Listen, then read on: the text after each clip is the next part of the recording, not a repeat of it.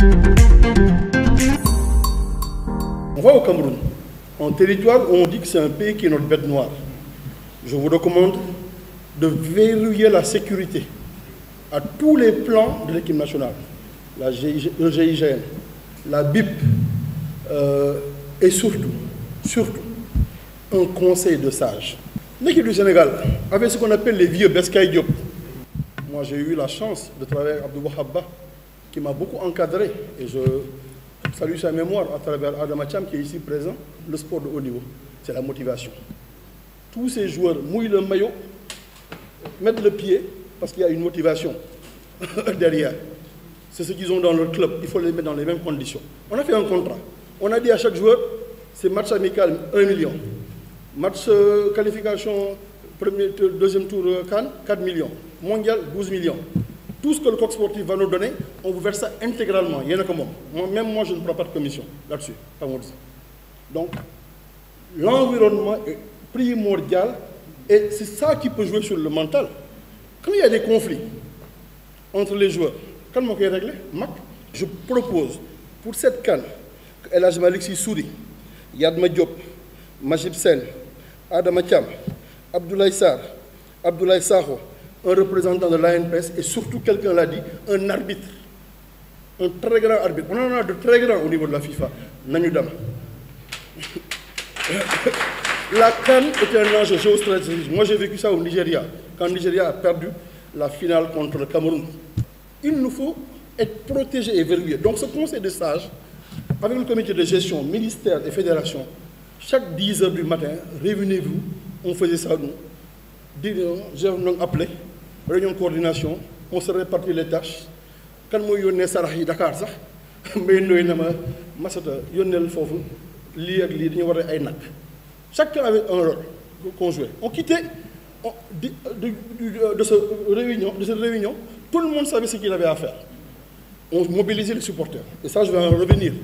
Pour construire cette dynamique de groupe, on a besoin de ces gens-là. Et de faire que tous les sponsors de l'équipe nationale payent la contribution pour que les supporters partent. La fédération, vous devez faire ça, parce que sans les supporters, il n'y a pas de football. Donc, au lieu qu'ils aillent trouver des sponsors, des trucs comme ça, moi j'avais pris à Orange, donnez-moi 20 millions. J'amène les supporters, j'amène les joueurs, leurs familles. Vous vous rappelez à la CAN, pour les familles des joueurs, avaient un représentant. C'était pour éviter que Nuit Kiaran, Sen-Gel, voilà, Sen-Diabar, était là-bas. C'est moi qui ai payé de ma propre poche. Ça m'a coûté 198 millions, que je n'ai jamais fait rembourser par l'État du Sénégal. Donc, la dynamique de groupe, elle se construit en fédérant les cœurs pour galvaniser toute la nation sénégalaise, mais aussi pour galvaniser la fédération. Le troisième point, c'est comment protéger aussi notre mobilisation. Et ça, je parle aux sponsors, je parle à la fédération. Trouver un slogan fédérateur. En 2002, on avait un slogan. Y croire, c'est gagner. Je te rappelle, c'est Charles Diane Fall qui avait créé ça, Adama, du Soleil, qui était directeur de la communication. Il faut, et là je parle à l'ANPS, vous pouvez détruire l'équipe comme vous pouvez la construire.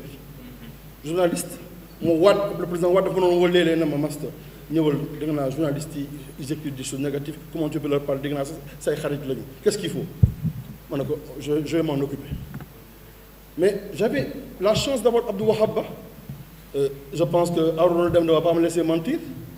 Il y a beaucoup de journalistes, des journalistes qui jusqu'ici, Youssou Badji est là, Salif Diallo, beaucoup de gens, je les ai rencontrés dans le bureau de Wahab. Nous avons discuté. Cheikh Tidiane Fall aussi, qui était très ami à Wahab.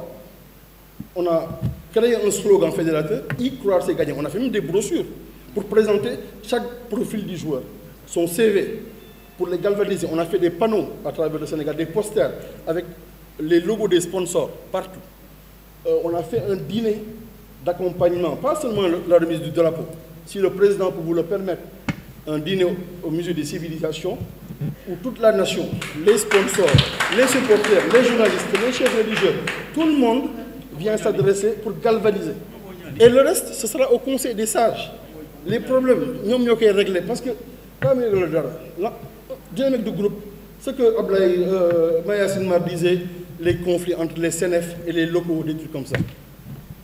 Il ne me laissera pas mentir. Autant des lions autant de Lamine Diack, des trucs comme ça, c'est Beskaï Diop qui réglait ça. Donc la fédération, ne soyez pas autant. Écoutez les conseils. Qui ko dënd moo la mën a wax journalistes yi am nañu rôle bu ñuy jouer mais écoutez les sages, écoutez les supporters. Nous, quand on allait au mondial, à chaque match, on se réunissait pour dire naka la ñu fay demee naka la ñuy duggee comment est-ce qu'on mobilise. Parce que tout ça, ça fait partie d'une fédération des cœurs, d'une galvanisation, et tout le monde se sent concerné par le succès de l'équipe. Il n'y a que ça qui nous manque. Et un mental de fer. Faites très attention aux Camerounais. Ils ne nous feront aucun cadeau. Ils feront tout parce que pour nous, c'est un enjeu national. Nous, une Coupe d'Afrique, comme l'autre l'a dit, c'est la guerre. Ce n'est pas la fête. Ils vous recevront dans toutes les bonnes conditions, mais verrouillez votre environnement. Vous n'avez même à la piscine ou de l'équipe où l'équipe se bat, fexeel na bàyyi fa kenn en permanence muy surveiller di xool lu ñu fay sotti